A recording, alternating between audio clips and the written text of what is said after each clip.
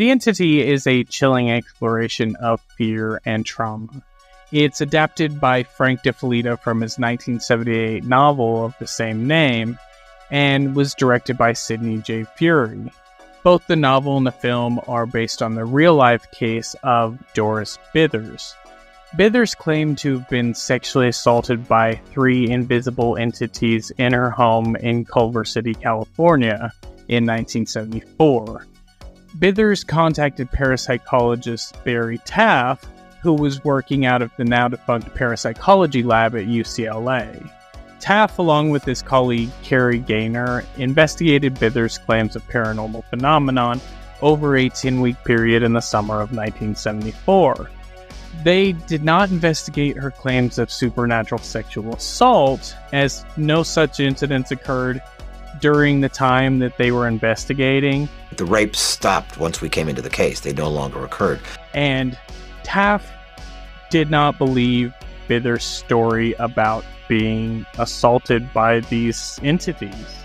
The first thing Doris Bither was her name, said to us is that she'd been repeatedly raped by a ghost. And she said, well, there's 3 of them. 2 held me down and 1 big one attacked me. We just froze. We looked at Carrie and I looked at each other. I rolled my eyes back, put my head in my hands, and I thought, oh my God, this woman's psychotic. At the time, Bithers, who was a single mother, was, along with her 4 children, living illegally in a house that was in severe disrepair. Taff and Gaynor were joined in their visits by a large number of people related to the laboratory, or to Taff and Gaynor in one way or another, as well as an acquaintance of Bithers who claimed she could communicate with spirits. During the course of their visits, the researchers did note what Taff referred to as poltergeist activity: objects falling from shelves by themselves, strange lights, bad odors, and cold zones in the house. There's just not enough independent verification of the phenomena. Yeah, but so much of it fits the classic patterns. There's cold spots, there's the smell, there's objects moving around randomly, and in this case, there is the appearance of an apparition. The researchers indicated that those occurrences decreased over the course of their visits to the home, and in the end, Taft concluded that paranormal phenomenon must have been involved. So my conclusions were, it was a real case, it was paranormal, but it was not a case of ghosts having sex with someone, spectrophilia. However, reviewing the case 4 decades later, Benjamin Radford concluded the case most likely involved a distressed family, poor investigation techniques, and confirmation bias. It's astonishingly bad research. They should have cameras everywhere. They should know exactly who's there. They should have documentation that of hey everybody, bring Candy the psychic, bring the Ouija board. We're going to go check out these things and we'll see if something weird happens. This isn't how you investigate. Photographs of what appear to be lights are the only objective evidence gathered during the course of the investigation, and these images were taken by both Taft and Gaynor.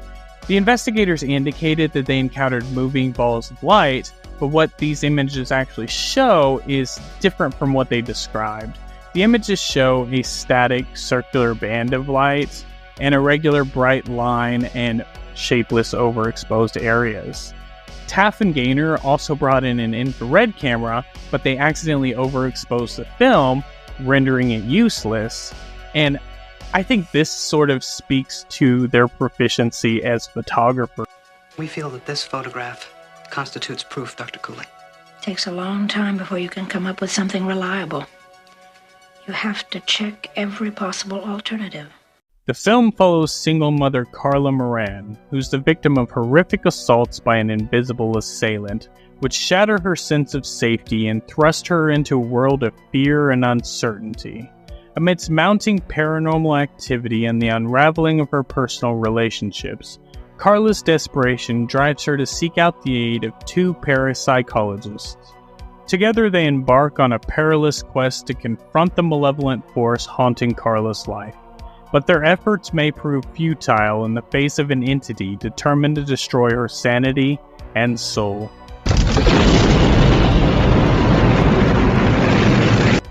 At the heart of the film is Barbara Hershey's compelling portrayal of Carla Moran, infusing the character with depth and vulnerability against a backdrop of mounting tension and eerie atmosphere.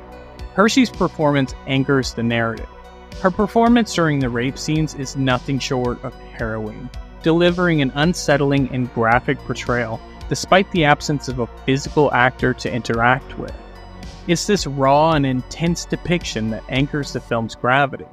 What could have easily devolved into a distasteful plot device becomes, through Hershey's execution, a profoundly unsettling premise. The film doesn't just exploit the horror of sexual violence for shock value. Instead, it critically engages with the subject, using it to shed light on real-world treatment of victims. Crucially, the film recontextualizes the fear of sexual assault by framing it as a battle not between man and woman, but between a human and inhuman entity. This shift is vital in breaking down barriers that often stifle discussions about rape culture. The attacks on Carla Moran are perpetrated by a supernatural force rather than a flesh and blood aggressor. This choice effectively bypasses the defensive reactions often elicited from men during conversations about sexual violence. By portraying the assailant as a non-human entity, the film allows for a broader and more inclusive dialogue about fear and trauma without men feeling personally implicated.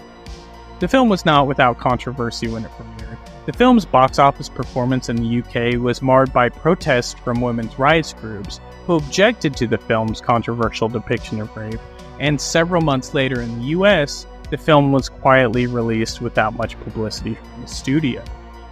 In response to the protests of the film, Barbara Hershey publicly responded, telling a reporter, "I resent being put in the position of defending the film. We worked really hard not to make it exploitative. Rape is one of the ugliest, if not the ugliest thing that can happen to someone. It's murder of a sort. I have no answer for those who are offended."